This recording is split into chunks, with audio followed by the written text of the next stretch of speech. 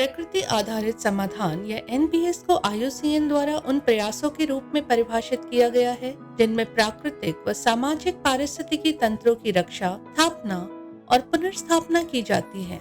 ये समाधान सामाजिक चुनौतियों का सामना करने के साथ साथ मानवीय कल्याण और जैव विविधता को भी लाभ पहुंचाते हैं। साल 2020 में आईयूसीएन ने एनबीएस के लिए अपना वैश्विक मानक जारी किया। ये एनबीएस के प्रभावी कार्यान्वयन के लिए एक व्यवहारिक ढांचा है जो एनबीएस का विश्वसनीय, साक्ष्य आधारित अनुप्रयोग सुनिश्चित करता है। यह विभिन्न क्षेत्रों, विषयों और भौगोलिक संदर्भों में उपयोगी है, चाहे वो प्राकृतिक हो या मानव संशोधित परिदृश्य। ये स्थानीय स्तर से लेकर लैंडस्केप स्तर तक एनबीएस को लागू करने में मदद करते हैं और टिकाऊ परिणामों के लिए साझेदारी और बहुक्षेत्रीय सहयोग को जरूरी मानते हैं। मानक में 8 मापदंड और 28 संकेतक शामिल है। मापदंड यह सुनिश्चित करते हैं कि कोई एनबीएस पहल पर्यावरणीय, सामाजिक और आर्थिक रूप से संतुलित है या नहीं। सभी मापदंड समान रूप से महत्वपूर्ण हैं। संकेतक यह जांचने का माध्यम है कि कोई मापदंड पूरा हुआ या नहीं।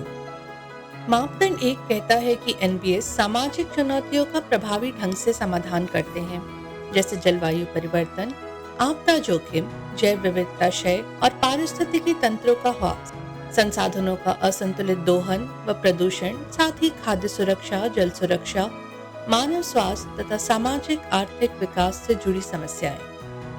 मापदंड 2 के अनुसार एनबीएस पारिस्थितिक, आर्थिक, सामाजिक और सांस्कृतिक प्रणालियों के दृष्टिकोण को शामिल करते हैं।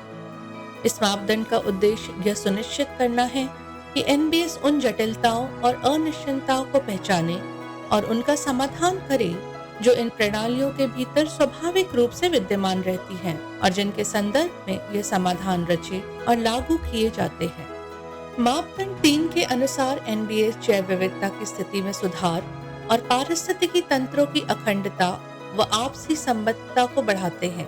एनबीएस की मूल अवधारणा ये मानती है कि जैव विविधता और पारिस्थितिकी तंत्र सामाजिक चुनौतियों से निपटने और मानव कल्याण को सहारा देने के लिए एक बुनियादी आधार है।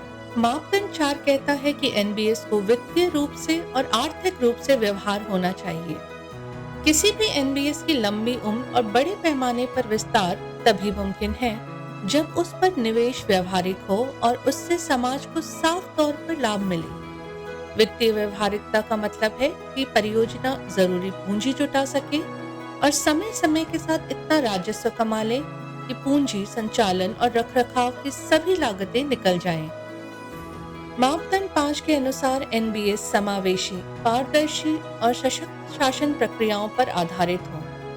इस मापदंड के तहत एनबीएस का दायित्व है कि वह सभी हितधारकों और अधिकार धारकों, विशेषकर आदिवासी जन, स्थानीय समुदायों, अन्य संवेदनशील समूहों की पहचान करे, उन्हें मान्यता दे, उनका सम्मान करे और उन्हें निर्णय निर्माण की हर सतह पर तथा पूरे एनबीएस के जीवन चक्र में सहभागी बनाए, चाहे वह हस्तक्षेप से प्रत्यक्ष रूप से प्रभावित हो या परोक्ष रूप से।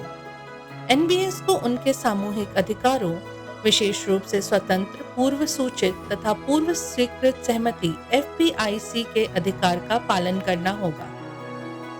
मापदंड 6 कहता है कि एनबीएस अपने प्राथमिक लक्ष्यों की प्राप्ति को बहुविधि लाभों की निरंतर उपलब्धता पर पड़ने वाले इरादतन और अनचाहे प्रभावों के साथ न्यायपूर्ण ढंग से संतुलित करे। एनबीएस एक साथ कई लाभ दे सकते हैं, किंतु प्रायः ऐसा होता है कि किसी क्षेत्र या विशिष्ट हितधारक समूह को मिलने वाला लाभ किसी अन्य क्षेत्र या समूह की लागत पर हासिल होता है। मापदंड 7 के अनुसार एनबीएस साक्ष्य आधारित अनुकूली प्रबंधन से संचालित हो। इस मापदंड के तहत एनबीएस में ऐसे प्रावधान अनिवार्य हैं जो अनिश्चितताओं के प्रति लचीली, त्वरित प्रतिक्रिया को संभव बनाते और पारिस्थितिकी तंत्र की स्वाभाविक पुनर्स्थापना क्षमता को पूरी तरह से साधने के लिए अनुकूली प्रबंधन को केंद्र में रखते हैं।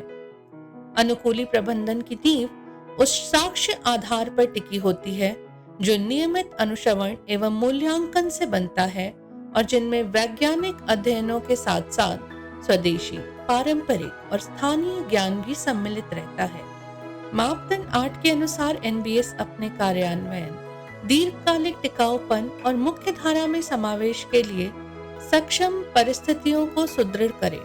एनबीएस को इस तरह से डिजाइन और लागू किया जाना चाहिए कि वह दीर्घकालिक रूप से टिकाऊ हो और नीति व कार्यक्रमों की मुख्य धारा में शामिल हो सके, चाहे वो नीतिगत विस्तार हो या भौगोलिक विस्तार।